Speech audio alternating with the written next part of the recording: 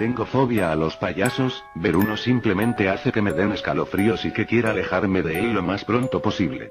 Hace ya unos 24 años, cuando tenía tan solo 6 años de edad, estaba viviendo en casa de mi abuela, ya que mis padres estaban siempre teniendo discusiones y la abuela decidió que era mejor que me quedara con ella unos días mientras se tranquilizaban, pero esos 3 días serían todo lo contrario a tranquilidad, se convertirían en la memoria más horrible de mi vida.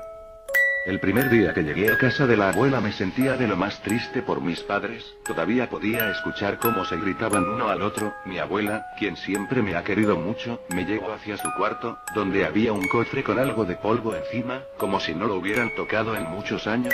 Abrió el cofre y dentro de él se encontraban muchas chucherías viejas que ya no recuerdo, pero lo que más llamó mi atención, fue que del fondo del baúl sacó un muñeco muy extraño, era la figura de un payaso. Pero este tenía algunas deformidades, como que su cuello era mucho más largo de lo normal, y su cuerpo era redondo de la parte de abajo, no daba un aspecto gracioso, sino llamativo, pero lo que más me llamó la atención fue esa sonrisa que tenía, una cara completamente pálida, con ojos pequeños y negros, hasta podías observar tu propio reflejo en ellos, labios remarcados con pintura roja muy finamente alrededor de ellos. La abuela me lo quiso obsequiar como un compañero para no sentirme solo, al principio lo acepté con gusto, ya que me parecía un juguete bastante divertido con esa forma de pino que tenía, sin embargo, las cosas se volvieron bastante feas esa noche. Antes de irme a dormir con Flappy, que era el nombre que le había puesto al muñeco, jugué un rato con él en mi cuarto. En un cierto momento me di cuenta de que tenía anudado un cordón debajo de su camisa de payaso. Cuando desanudé ese cordón, me di cuenta de que era una cuerda para que el payaso hablara. Obviamente, no dudé en jalar esa cuerda, al principio no hacía nada, la jalé un par de veces más, y entonces el payaso abrió su boca, pero lo que decía, no eran palabras, eran sonidos como si un pizarrón fuera rasgado.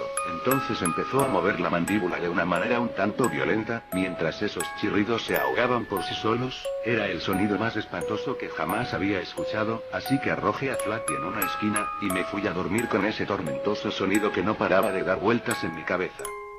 Al siguiente día, le dije a mi abuela sobre el problema de Flappy, entonces ella, extrañada, lo tomó y se lo llevó a revisarlo para ver cuál era el problema. Yo esperé en la sala nervioso por ese molesto sonido, y sin darme cuenta, ese chillido volvió a sonar. Ahora era más bien el chillido de una señora llorando desesperadamente, gritando de forma desgarradora. En ese momento solo me tapé los oídos e intenté no pensar en ese sonido. De pronto la abuela estaba bajando las escaleras lentamente, paso por paso, y estaba pálida. La abuela se me acercó lentamente, me levantó del suelo y empezó a presionar mi garganta, casi me rompe el cuello mientras me gritaba obscenidades y maldiciones. Escuché cómo gritaba desesperadamente, me soltó y rompió el cristal de un viejo reloj que tenía, y con los cristales, se sacó los ojos mientras estos le chorreaban sangre por todas partes. Se cortó la quijada desde las mejillas dándole un aspecto cadavérico impactante, luego se tiró al suelo y empezó a azotar su cabeza violentamente una y otra vez contra el suelo.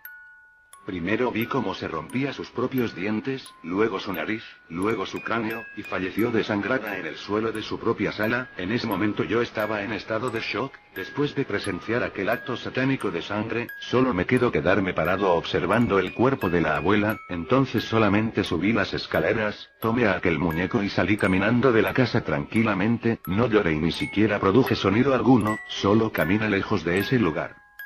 Escuché que al día siguiente, mis padres encontraron al cuerpo de la abuela. No estoy seguro, porque nunca lo pude comprobar, puesto que nunca regresé con ellos y anduve vagando solo por las calles sobreviviendo de lo que se podía encontrar, y mi único acompañante es Flappy.